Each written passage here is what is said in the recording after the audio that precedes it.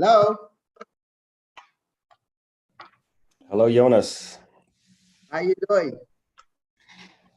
Well, it's Friday, so the question is more or less, when is the day ending? I know, right? No, I'm doing well. Hello, everyone.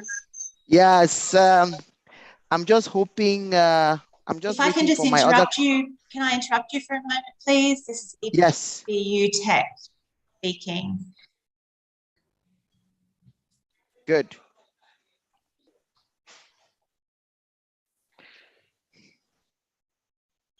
Go ahead. Just to let you know that we are live on YouTube at this point in time. We're going to make Johannes the host of the meeting so that he can share his slides with everybody and we can start. Just to remind you that we're all live. Thank you.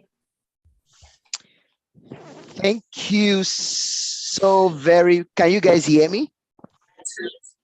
Perfect. Thank you guys so very much.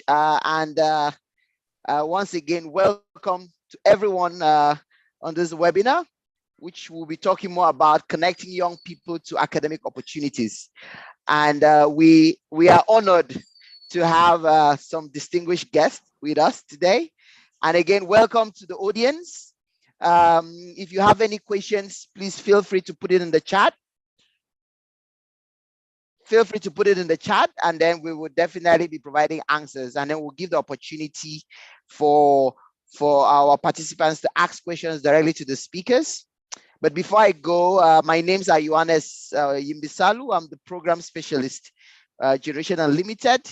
I'm based in, I'm working with UNICEF based out of Lagos, Nigeria. So it's really an honor to be with you all today. And I'm really looking forward to this exciting panel. So before we start, I'm just going to give a quick introduction of our speakers, and I'll give them the opportunity to talk a little bit more about themselves. But I'll just give you all a brief background of who they are. So we are waiting for Johannes. Johannes will be joining us soon. But we have with us Dr. Molly James, who is the Academic Dean and Program Director of the European Business University. He lectures in blockchain technologies, postgraduate corporate finance, business statistics, and managerial accounting. He has held lectureships in Luxembourg, China, the US, Kenya, and Germany. He's a Rockefeller Foundation grant recipient, a member of the Who is Who in American universities and colleges, a Prince Fellow Teaching Experience recipient, and a textbook, newspaper, and magazine author. In fact, I was reading Dr. James's bio. It was so much was happening, and when I was reading, I was like, wow, all of this just for one person. So we're really honored to have you with us, Dr. James Mooley. And we have our next speaker, Julia Trozik, who is the Partnerships Coordinator at the European Business University at Luxembourg. And he's as well as a passionate entrepreneur. She has founded 3 successful running businesses and a non-profit organization in Croatia. Her biggest passion lies in academia and teaching, and she lectures in business management, women in leadership, business ethics, and marketing. So that's it. I'm just going to give the floor to our speakers. They will just say 1 or 2 about what they do at EBU, a little bit about who they are, because what I was reading was pretty much what they provided to me, but it's good to hear from them as well. So over to you, Dr. James. Tell us about what you do and a little bit about yourself. Over. Okay, thank you very, very much, Johannes. What an introduction. What an introduction. Thank you. First of all, let me just give you a little bit of a personal touch, who I am, so that that is important. You know, who is this person speaking to you on this screen? And then we'll go into the details of what we do at EBU and of course what we offer. Well, first of all, I'm from Kenya, so from the other side of the continent where you are, Johannes. I'm a son of the soil, I like to say, because I'm a true believer in trying to inspire everything that we can do for the continent, but not only continent and beyond. And I say beyond because I grew up everywhere. I'm essentially what we call a third culture kid.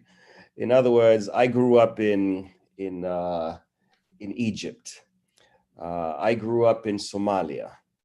I spent a number of years in Germany growing up.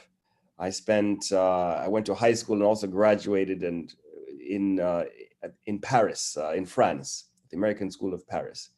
And then I went to Kenya and did some of my schooling there.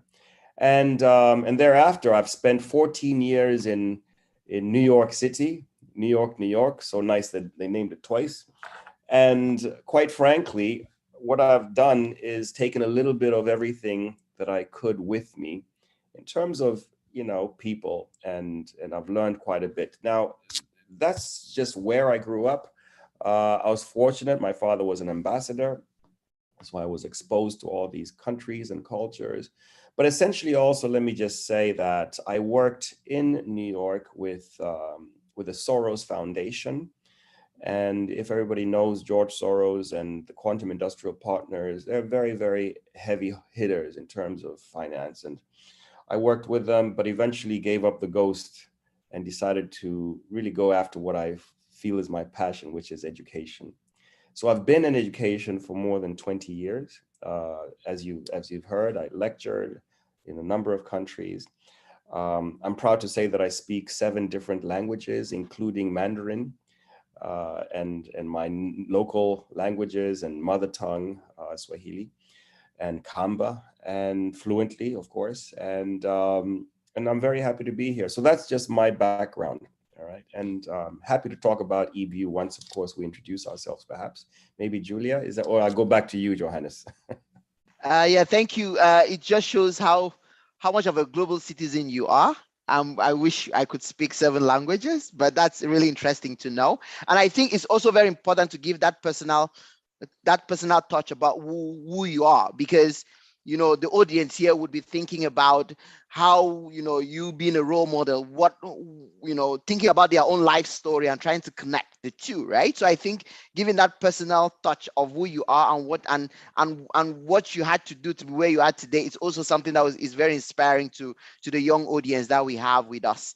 Over to you, Julia. Just to tell us a little bit what you are and what you do, and then we will now open the floor to questions, and then we'll take it from there. Over. Thank you, Johannes. I do want to say it's quite difficult to go after James with his bio, but I'll try my best.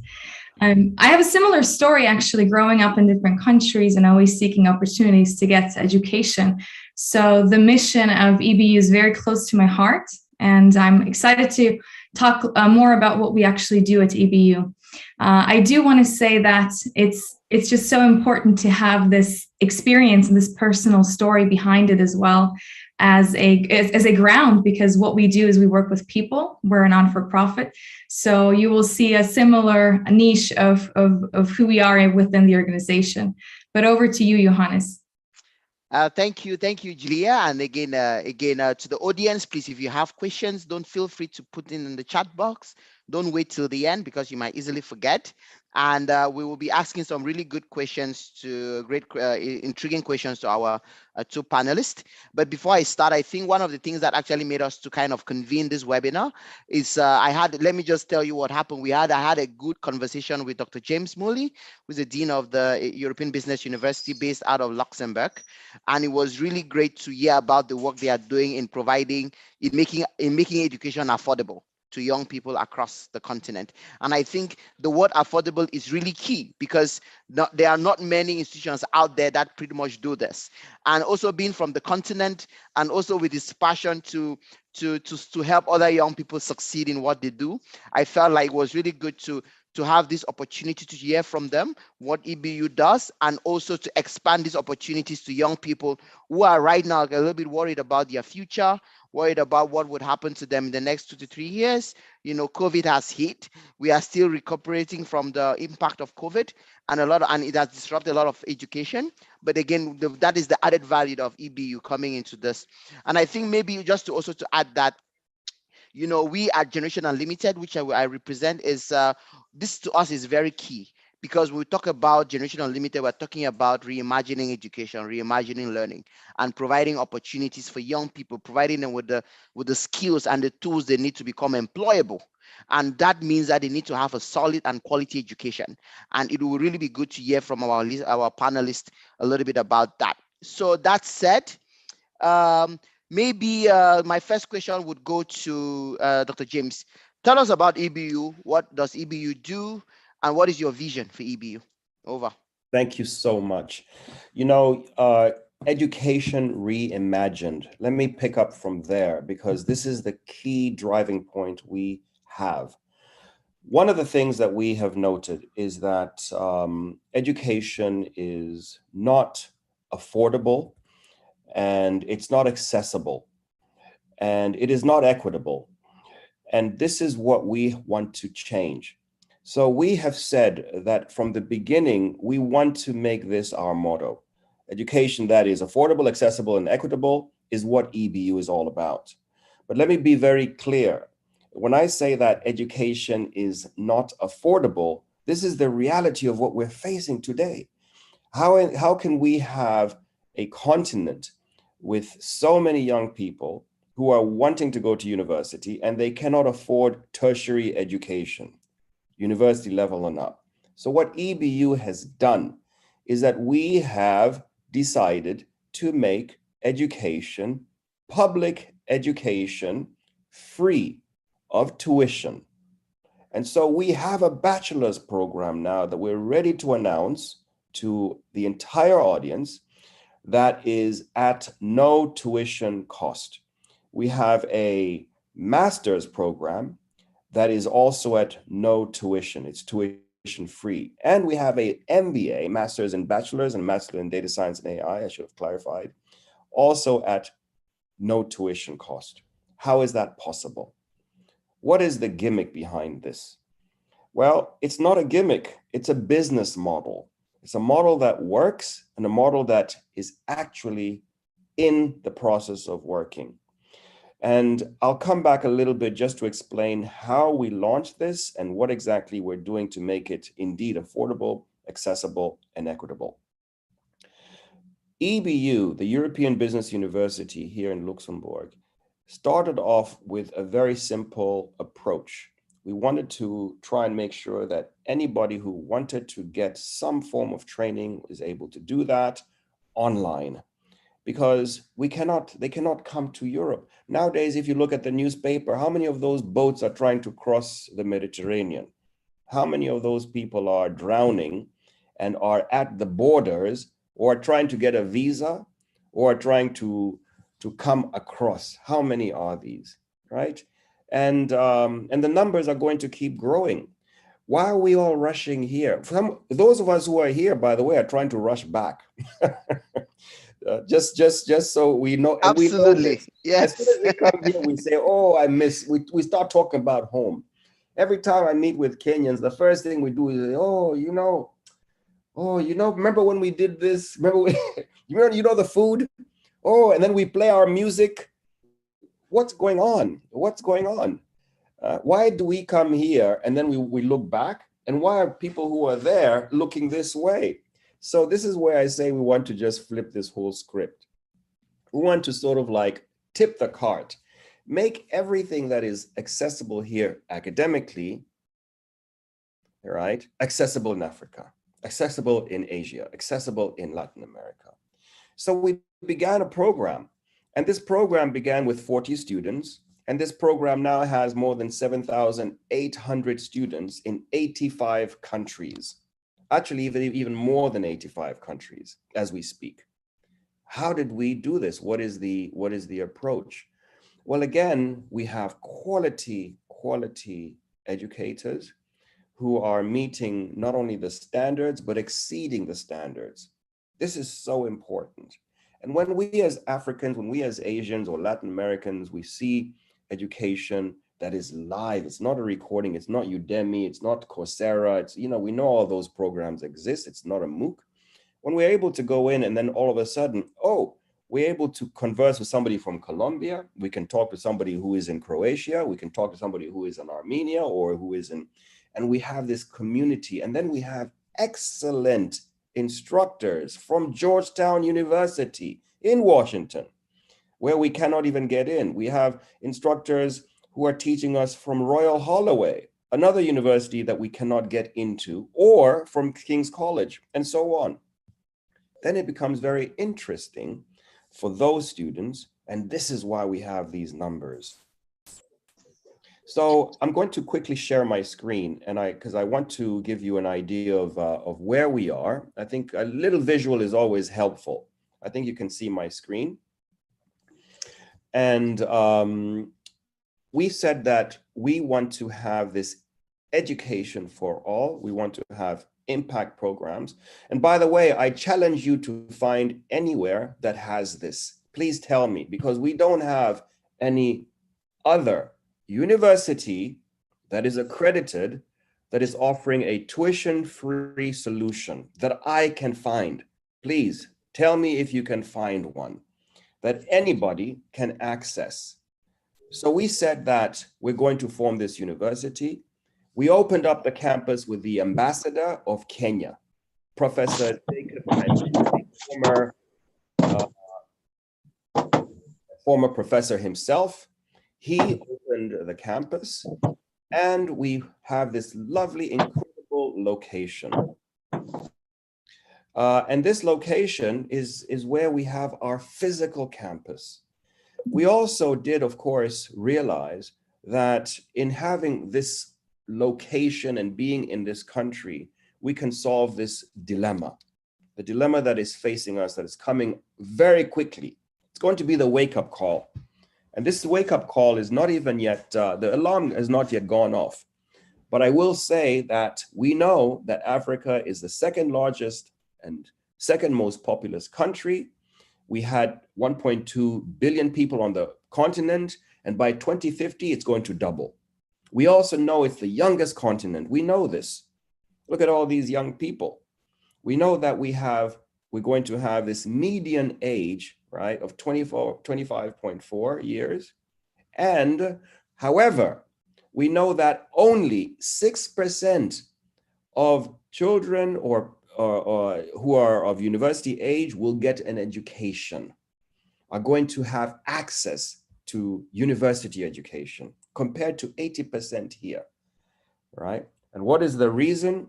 Primarily affordability, this issue of costs. And that's where we come in.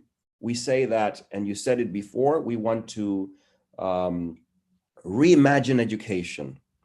We want to take advantage of what we realize is technology that is a disruptor in the developing world, in the developed world, but an enabler in the developing world, right? So we realize that technology is challenging these legacy institutions here in Europe, but in our continent and on other continents, we realize it includes people.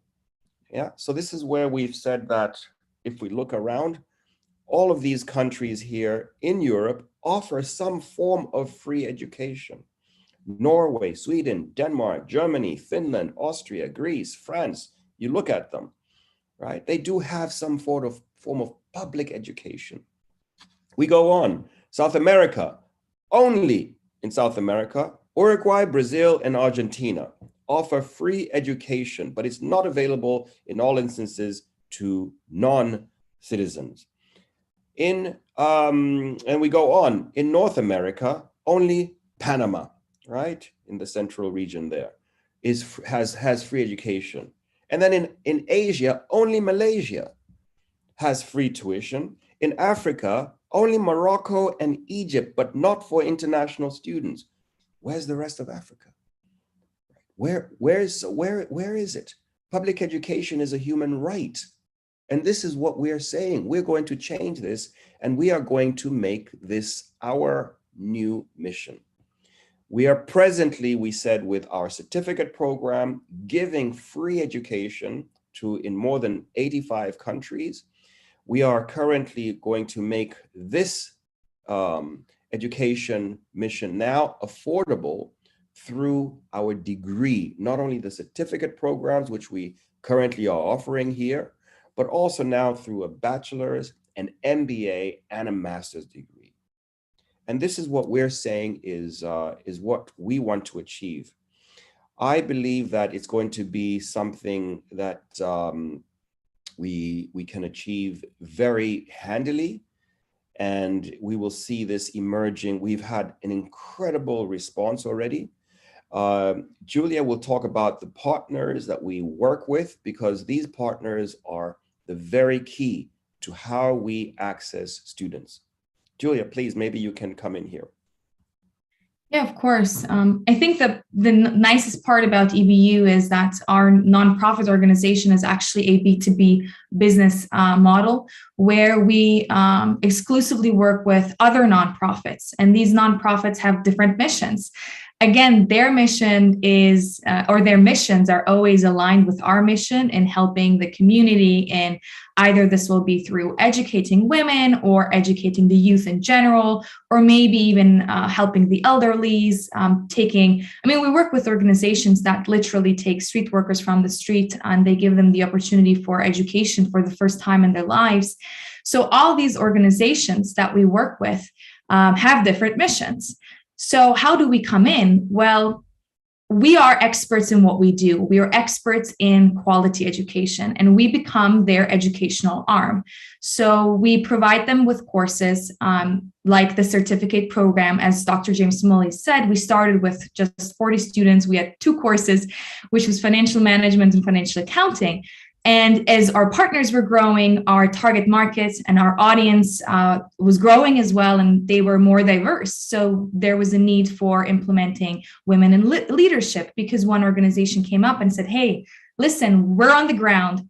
We know what's going on. We know what's needed. So we sat down with them and we created the syllabus. We brought in the experts.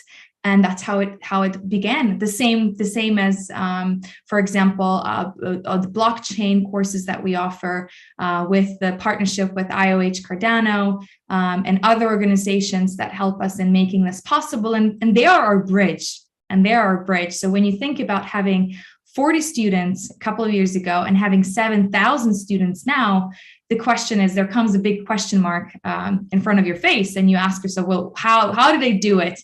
Especially being in Luxembourg, having this beautiful chateau here. Here's where our administration offices are, where everything kind of happens. That's the core. And so how are we now in 110 countries?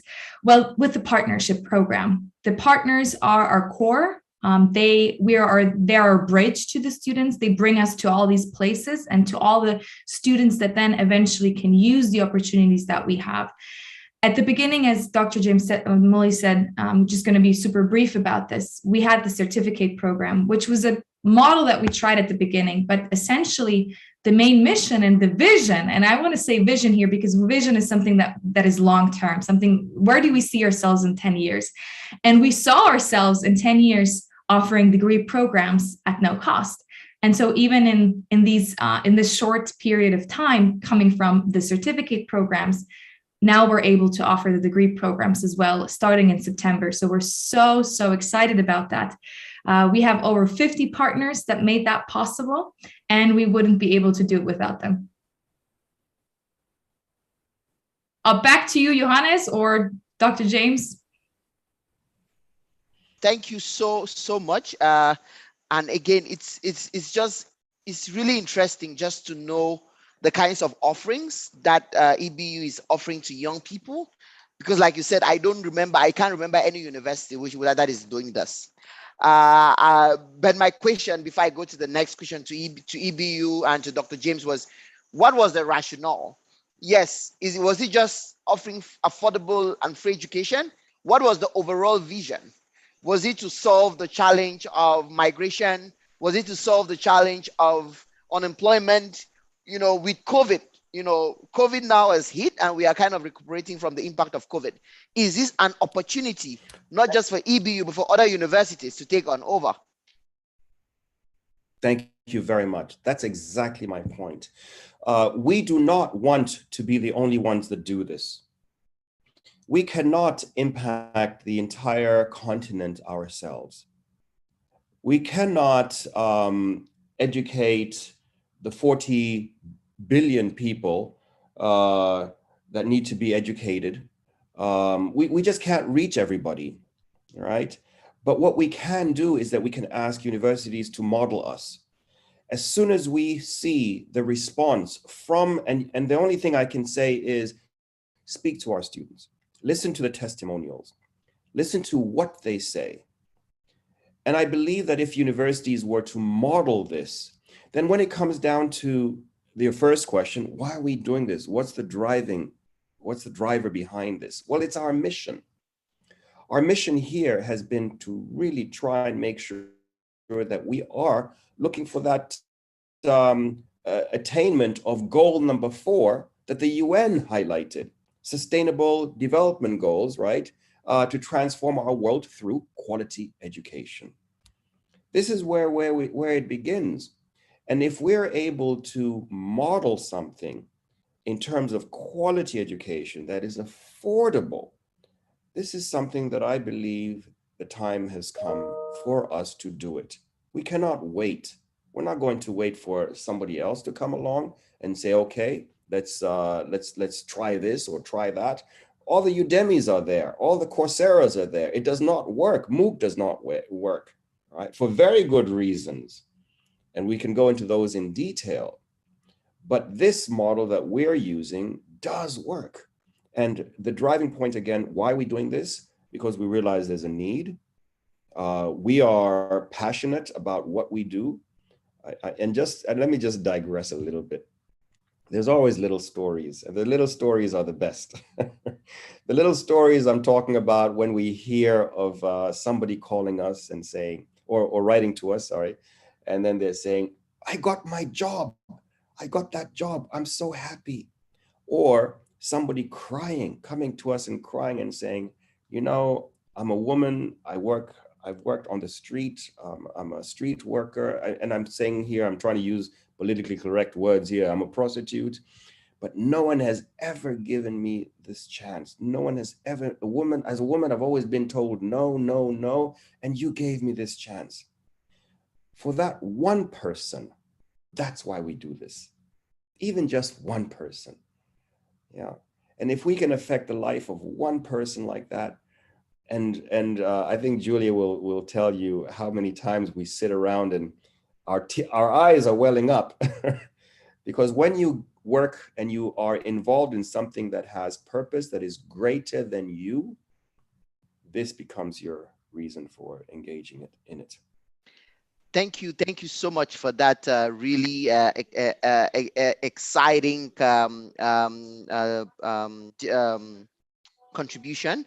Really glad to hear that there was a strategy, there was an overall thinking, and like you said, just one, if you can impact just one, you've actually caused that ripple effect, right? Because I think that there will be a lot of questions coming out from this conversation. But in the meantime, we have the other speaker. Sorry, like I mentioned, he was running late on something, but he's able to join us. Johannes Wedenik. Johannes, can you put on your video if you don't mind? Johannes, perfect. So Johannes, I would say Johannes is convening a new instrument, to support youth-driven digital innovation in Africa.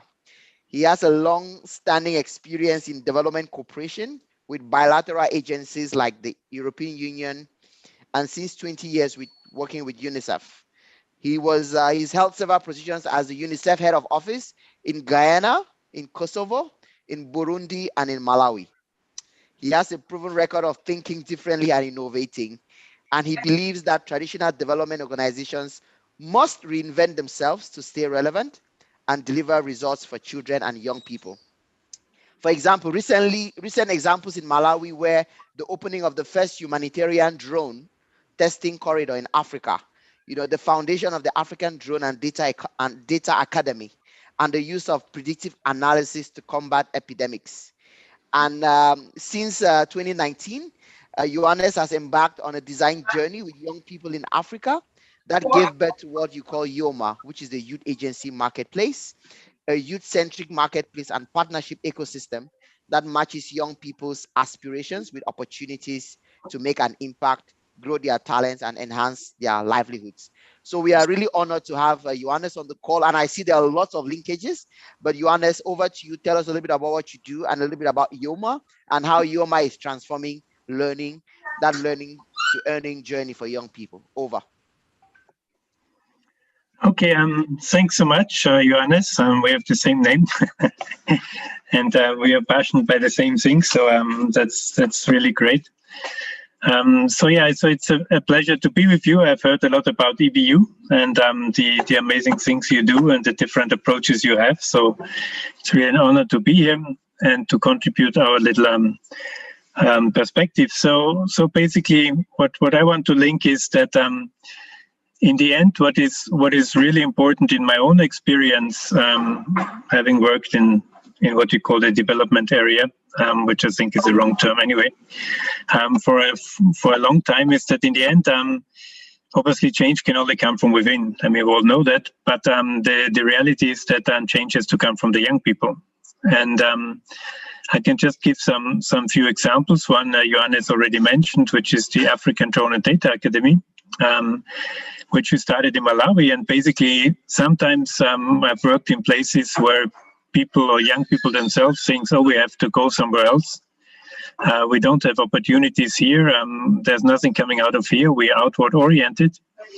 And so it captures your brain, it captures your perspective of yourself and of your world, of your environment, and of your fellow Malawians or whoever lives there. And so for me, it was important to start with something that can really demonstrate what young people can do to transform an ecosystem. And so we really put our focus on the drones. And for one, because obviously everybody talks about delivery of drones and delivery of medication, of blood samples or whatever. But we believe that it's much more profound than that. It's basically a whole ecosystem around it. And it's all a lot about young people basically driving such an ecosystem. And so basically the African Drone and Data Academy was created and so really offered to young Africans, predominantly Malawians, but we also had young people from other countries. I think we have now over 300 graduates and 90% of them are already employed. Some of them work in Nigeria, they work all over Africa.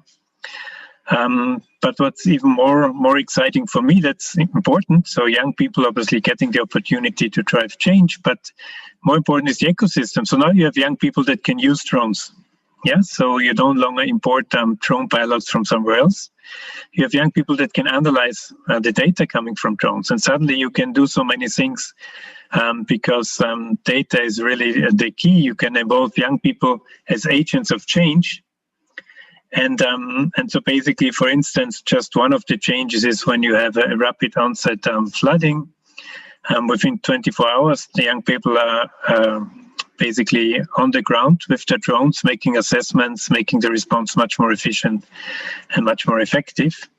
And they have set up their own businesses. And one of the businesses has been awarded by the European Space Agency as one of the best startups.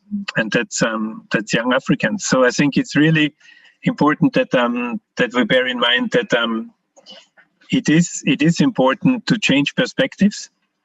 Changing perspectives can be a few, but then obviously we also have to bear in mind the many that don't have opportunities, and that's where Yoma comes in as another example, where we had a 2 years design process with young people across Africa, led by the D School in Cape Town, and basically they came up with two things. The first thing was that opportunities for young people in Africa, but I'm sure that's true beyond, they say they're very fragmented. Yeah, it was very difficult to put different offerings together to a life story, and they felt lost. So the first thing was put a young person at the center. We want to be the center. The second one was obviously that opportunities are limited, to a few hotspots. And so the second one was to increase opportunities. So that's basically they created the Yoma Youth Agency Marketplace, which mediates between demands and offers through young people, helping them on the learning to earning journey. So young people can do small impact tasks. They can, for instance, clean up their environment. They can help other young people learn or whatever. And that's the first important step, because it's a lot about trust in yourself.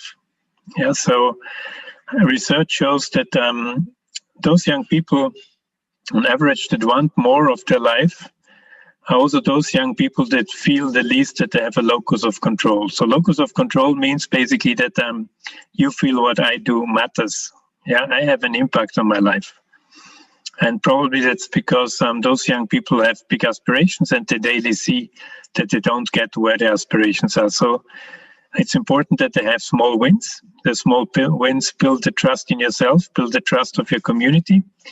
And behind this is obviously new technologies, blockchain. So you basically build up a trust profile.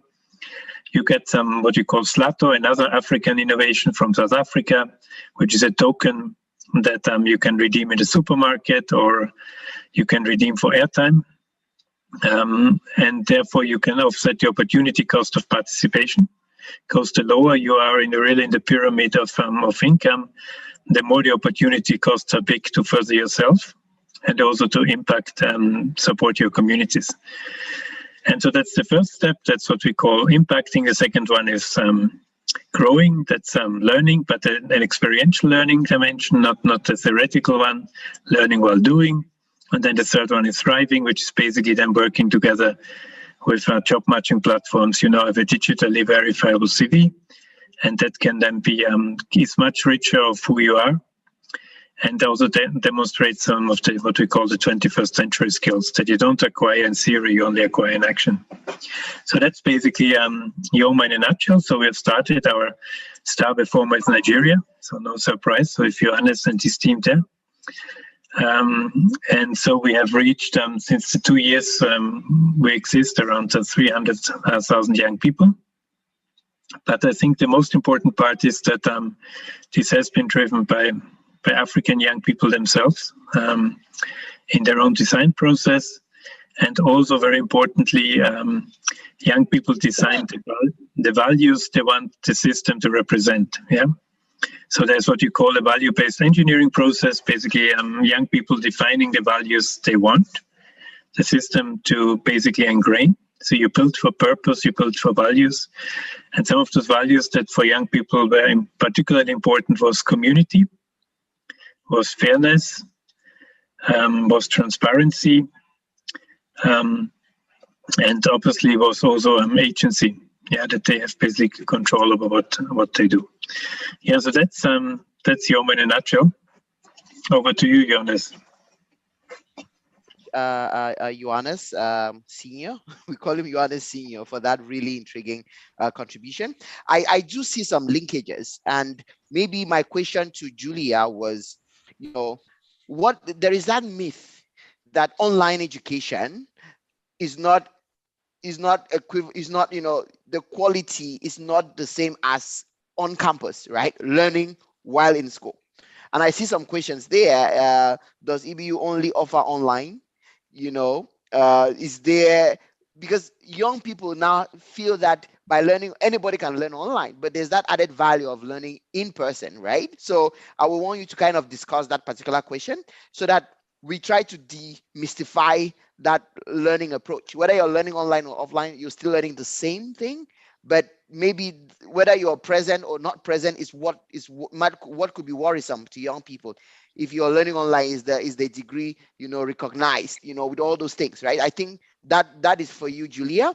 Then for you, Dr. James, Johannes has spoken a lot about Yoma, a lot about blockchain technology, and with your blockchain technology background as well. My question to you would, and look and couple with the fact that EBU is a non-for-profit education, it's pretty much aimed at leveraging educational innovation in response to global challenges. What are the opportunities there? Yoma is this digital platform that connects young people to opportunities. EBU is leveraging educational innovation in response to global challenges. What kind of opportunities do you see? So that, you know, for us, it's about scaling and impact. So I'm going to start with Julia first. Over. Thank you. Well, the everlasting question, online versus on-site, it's very, especially since COVID hit, it's such a big theme for discussion. But I do think I want to go back to what Johannes said a while ago about the students who are wishing to leave their countries and seeking better opportunities outside. That's part of the mission that we want to cover, because we want them to stay in their home countries and to still get this quality education. That is the whole point, to have opportunities, to create new values with this knowledge that they're getting, to create new value and make a living in the end of the day in the countries where they are. Not that we don't want them here, of course, but it's just the convenience of an online program. It has so many advantages when we talk about being fully employed or working on the side. It's always a question that comes up, you know, what times are the webinars? Because most of our students are maybe full-time moms, or they're working, or they're doing some extra job on the side. So it's important for them to have this opportunity that they can do in the afternoons and in the late afternoons. When we talk about quality, personally and from an academic perspective, having this face-to-face experience is face-to-face experience, and we cannot talk about you know, what it means to have a person in front of you as a person. But what we do at EBU is we're using all the technology that technology is to implement this experience. All of our students, they are so encouraged to have their cameras on. We have this personal communication with them where our professors post videos and rather than do writing. You know, when we talk about writing an email, that's kind of old-fashioned even. So we're trying to implement this communication through as much as possible with videos, where students feel like really they're engaged, they're with the professor, they know, you know, they're there. And also when we talk about webinars, and this is something that the students can tell themselves, but it's very interactive. I mean, we have e-moderators that help the e-learning environment, where they are following the questions, so no question is left behind. We have the professor who is using all of the tools in Zoom meetings, like breakout rooms, pool questions, everything that can help the experience to when these students are sitting in their rooms or wherever they are. Maybe they're not having access to data and they're sitting in some cafeteria, that they can zone out and they feel like they're in this classroom. And that's what is making the experience and the academic excellence in that sense. Because if they are there, again, it's up to them how well they will use this. Everything is set up for them. If they want to use it, they will feel like they're in the classroom in Luxembourg, like they're sitting there, and they will get the knowledge because the professors are available to them. And they can engage with each other as well, maybe even much more than they would if they were in a real classroom. I agree. With cafeterias and stuff like that. So Good. I hope I answered. And not to even mention the issue of cost. Cost is also is one of the added opportunities, right? Because the cost of actually being in school, it's way more expensive than doing that online. So over to you, Dr. James. Thank you. Let me just add to that, because there's some really important points that Julia mentioned there that I just want to sprinkle a little bit of thought on that. Look, if you have never been to the United States, if you've never been to London, and you're 18, 19 years old, of course you're going to want to go, right? That was me. That was me. I was so excited. Because why? Hollywood sells it to you, right? I mean, it really is the reality. There's no question that we want to go. Now, the point is, not everybody can go. And not everybody's going to make it. Exactly. So let's talk about those who cannot go. Now, when it comes to online education, one thing is very, very clear, because a study was done by the United States Department of Education, a 10-year study. And also another study was done by Her Majesty's, et cetera, equivalent in the UK. And what they determined in terms of online education is, and I quote, the exact wording was that it is the same in terms of learning outcomes, in terms of meeting those learning expectations, in terms of the assessments, and however, modestly better. Why do I say that? I'll tell you one thing as somebody who's, like I said, I've been teaching for more than 20 years. I've been in the trenches. Just because you have students in front of you does not physically present, does not mean you have them mentally present. We know this. How many of you have been in classrooms in secondary school and you're looking out the window and looking at your watch and passing note, whatever the case, just because you don't have somebody, somebody physically is in front of you does not mean that they are mentally engaged. However, and this is what Julia alluded to, when you have students in an online environment, they're not physically in front of you, but you can use tools to make sure that they are mentally engaged. And that's the huge difference, because there is no back row in online education. There is no back row. The piece of paper that they get does not say online education. The diploma is the same diploma. Very important to understand. Exactly. We have our accreditation from a UK organization, the ASCB. We have our accreditation evaluation from AZIN, a European Quality Framework. We have a research institute that's accredited here by the Luxembourg government. We have journals for publication. This is huge. If you want to go into academia, the first thing you want to do is publish in a peer-reviewed journal, of which we have 2 that are indexed with the National Library of Luxembourg. And our degrees do not say online. But I can tell you this much, when it comes to those learning assessments, there's no question. 18-year-olds, 19-year-olds, I went to college for the college life at that age. Of course, you go there for the social engagement at that age, but when you do not have the time, especially when you have to work, or if you cannot access the education, like I said, but especially if you do not have the means of getting to work and to your job and education, this is very opportune.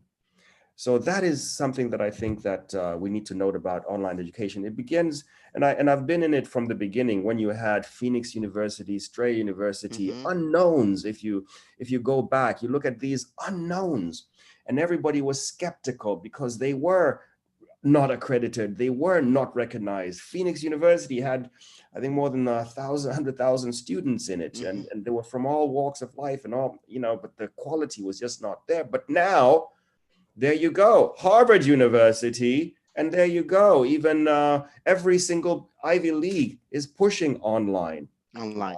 Because the learning outcomes and the actual quality of what you walk away with is going to be the same, if not modestly better. That is, thank you so much, Dr. James. I think that really clarifies and really, goes to really, provide that rationale around, online learning, which for me is very important.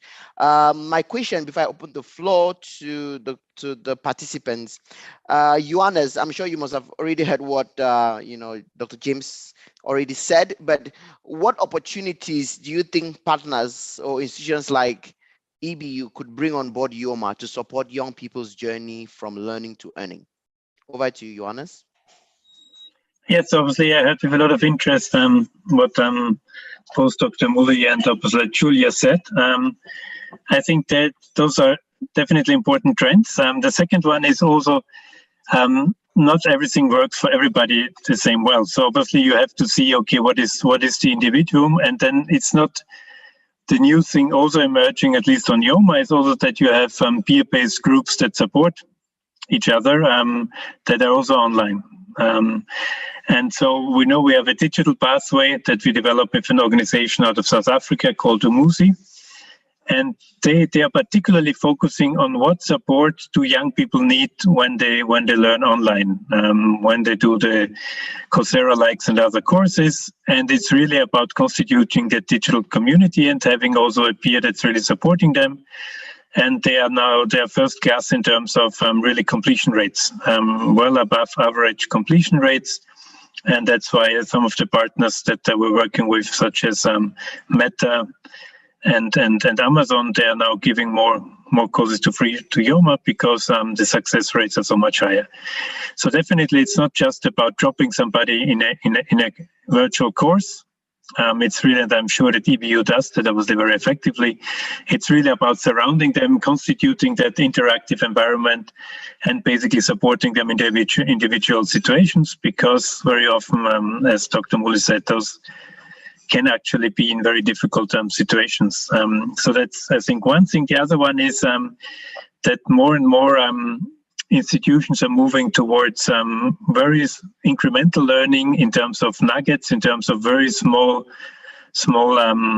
elements that then basically build together. And particularly if you think about a non-academic environment, young people that are hustling somewhere on the street, they need short courses. They need very relevant stuff. They are not engaging in a 1 hour course. Yeah, you need a short video where you basically see how their peers do in a similar situation. And so it's really also those peer-based learning, the nugget kind of learning. But in the end, that weaves together still to something that makes sense and is recognizable. And so that's a big challenge, because those equivalents don't exist yet. How can you really document experiential learning, standardize it? How can you basically weave together those small nuggets of learning and action? So basically, that's one of our research priorities actually at Yoma. Yeah. Thank you so much, Johannes, for that. And also just to also tell the audience that thanks to EBU, EBU is providing some kind of scholarships in terms of the very short commitment fee. Dr. James, if you don't mind talking, providing that information to our audience. And again, it's open to, we have a lot of Nigerians that are already benefiting from that. So again, thanks so much to EBU for making that possible.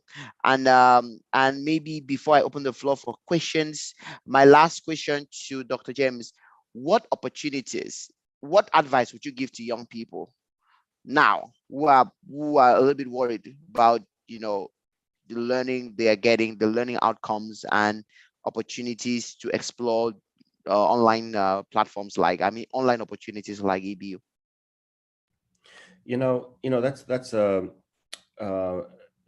That demands a little insight, because you have to place yourself in everybody's shoe. But let me try and answer that question. Everybody has this. Everybody has. Oh, you can't see this because of my screen. Everybody has this mobile phone, right? Mobile technology is a very interesting innovation, especially for Africa. It's one of those gateways, and I say that very, very easily because it provides so many students that we have access.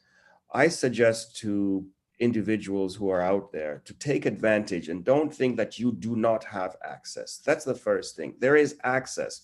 The courses that we offer are affordable, but we want commitment. So that's why we just charge a commitment fee. It's negligible, but we want to show people, we want to make sure that you're going to at least stay. When you're in this technology, the thing to remember is that it's a new environment. I find that it's so interesting because there's no discrimination. No one knows who's behind the face. Become innovative and take advantage, because most of the situations I can tell you, I've walked into jobs in many different countries and had very strange reactions. Now, in this use of technology, there's a whole new element. And that element is the fact that you can be who you are. You can express your full potential through the use of technology. And that's what we're seeing. Let me put this out there. Which countries are number one in peer-to-peer transactions using cryptocurrency? Kenya, Nigeria, Vietnam.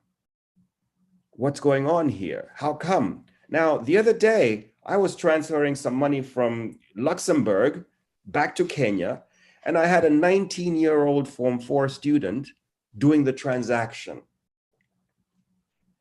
It's not a question of who you are. It's a question of taking the opportunity to use the technology. That's what I'm trying to point out. The technology really creates this incredible opportunity. Something that Johannes Vedinings mentioned, you know, we've moved from a just-in-case learning approach, which means that we learn and learn and learn everything we can, to a just-in-time, meaning that you can take all these nuggets, you can take what you want, and you can learn it right now. And that's what we can offer you. We can offer you short courses so you learn. One thing that you asked before, Johannes, that I just wanted to point out, in addition to some advice, technology is going to be the game changer for this continent.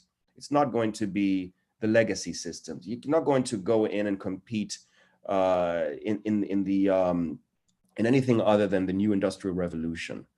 And that's really the way I see this, right? I mentioned the peer-to-peer transactions. I mentioned, of course, I'm going to mention now, of course, the fact that when you look at what organizations such as Cardano are doing, when you look at blockchain, when you look at IoT, when you look at, you know, the four horsemen of, you know, here, blockchain, data science, IoT, this is what is going to change everything. And if we're able to get this young, innovative, tech-savvy community of people on board with this, that's what's going to change everything. And that's, so I encourage everybody to try and think about that. We offer courses. We're going to be in the metaverse very soon. Our university will be built on cornucopias. We're going to be engaging in that environment. If you don't know what the word metaverse means, well, you better ask somebody, right? There's a lot that we're going to be doing, and we want to invite you to come along with us. Thank you. I know I've seen one or two questions pretty much asking about specific courses, but just to say that maybe Julia, if you just want to provide a question, I understand that these courses are evolving, right? So with EBU, it's not as if these courses are already, I think I am sure with time, you're building up new courses and bringing them on board. So just to address Ibrahim Hamza's question, what about education administration and planning? If you can just maybe provide some response to that. Over to you, Julia. Yes, of course, everyone, all the students and all the listeners that we have today who are interested, they can always go on our website and check out all the courses. They're changing as we have 3 terms per year. We always add new courses. So it's difficult to go one by one because there's so many of them. Exactly. But definitely go to our website and check them out, because they're really, I mean, they go from strategic management, who are business oriented courses, to blockchain and blockchain and technology courses, even how to create an app, you know, how to create an application. There's just different ones. So maybe the best way is to go on our website and to check them out. Nice. And somebody asked a really good question here. Abubakar Said, what of we that own local organizations that cover aspects of youth? So I'm looking more around the small young people that have small NGOs. Are there like courses that would provide some capacity to be able to run some of these small NGOs to create impact? So that's some of the things that I'm getting from this conversation. James, you wanna say something? I think I did not really fully understand the question. If the question is how we're impacting youth in NGOs, is that correct? So what about us that own local organizations that cover aspects of youth? So from this understanding, it's more around are there courses that would, you know, help organizations, youth-led organizations to, you know, to create more impact? That's my understanding of the question. I think I'll defer to Julia on that, because she deals with all the partnership related courses.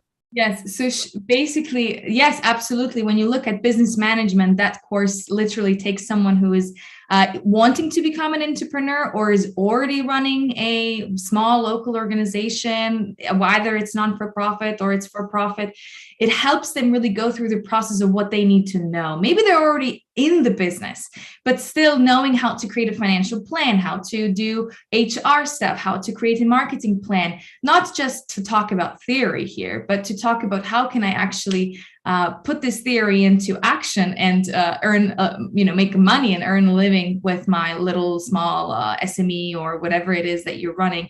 So absolutely, the course business management would be most suitable for that one because it teaches students on how to run businesses. Thank you. There's an HP AMD A4 hand up. Do you want to say something? The person with HP AMD A4. So I guess, so I think that's it. But last, maybe just to provide you guys 1 minute each, just to say some last few words.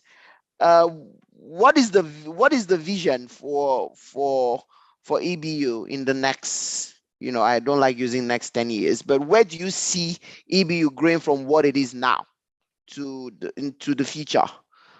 James and Julia? Thank you. Well, here's where we are. I think the future for us is based on our past. I can say that we started this organization, this initiative with 40 students 2 years ago, 2.5 years ago. We're now at 7,800 students.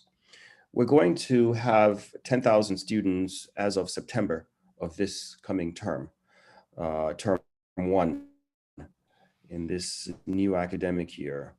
Within the next 5 years, we've already projected that we will have up to 50,000 students. Now, what are we going to be doing with these 50,000 students? We want to create an ecosystem where the students are not only learning, but they're earning. We have an internship program that we have launched. We have a student ambassador program that is actively engaging students in a pay-as-you-learn approach.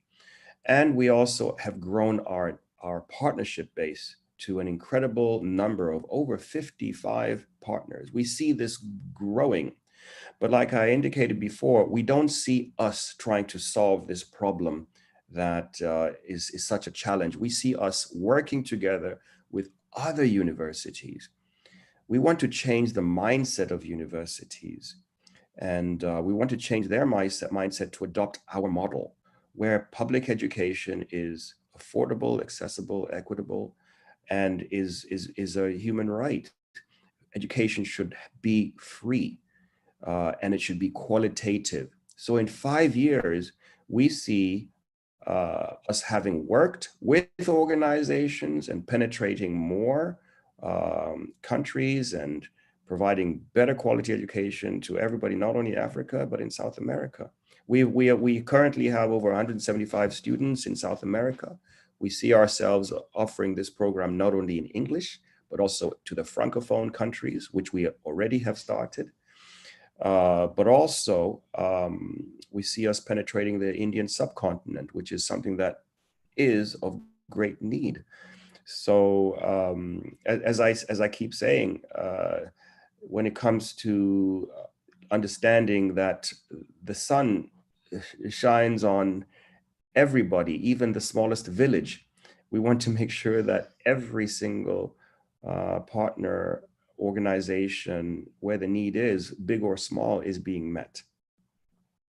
Thank you so much. And then Julia, you want to say one or few words before closing? Maybe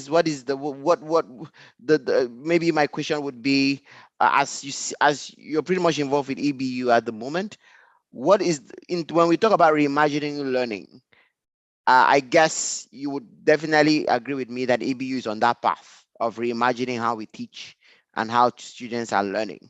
What is it that EBU, what is the added value that EBU brings to that space of reimagining learning?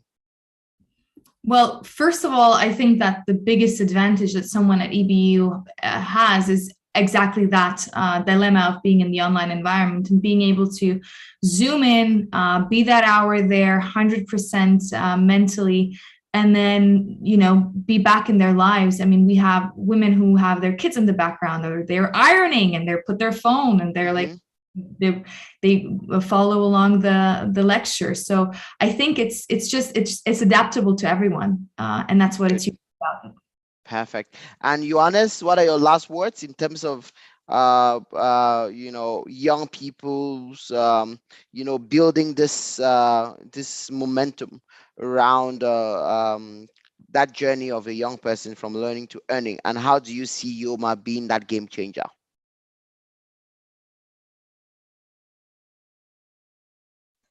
First of all, it's extremely important for young people in Africa also to get certificates that are recognizable. And just like James said, it doesn't matter whether it's online or offline, but that carries value, and that's treasured, and that's important. So for us, it's in our young people really moving from very difficult situations to fulfilling themselves. It's important to have those different elements that build at different stages in their life. And that's obviously we're very interested to work with EBU, because I think we share the same pathos and the same ethos, that in the end, those that are really, everybody should have this opportunity. Yeah, it shouldn't be a privilege of the few, and it shouldn't be a privilege that's largely determined by socio-demographic or geographic birth. And so we think that as Yoma we can contribute, but we definitely need a partnership with organizations such as EBU to really fulfill the aspirations of young people. And in the end, it's young people that change and will change the destiny of African young people. Thank you so much. And I maybe just to end with this, to say that, you know, the ball is in the court of the young people. Young people, I guess all of you who are joining us right now, you need to also take action. You need to also be very responsible and accountable as well. You know, these opportunities are coming to you guys for free. The CPI, the CIP program, certificate program, it's what, about £1,000, but they are giving to you just for a commitment fee of about £20. That is that's a huge support. So I think as young people, I know we have this perception of always asking, but we also need to be responsible, and we also need to act, you know, accountably. So I think my advice to everyone here is, there are so many opportunities out there.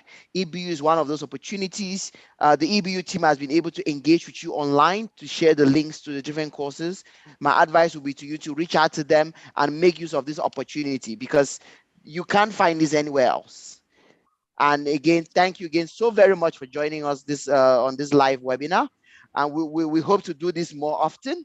And hopefully, thanks to our guests, Johannes, Julia, and James, for joining us. And that's it from me today. And have a great weekend. Bye.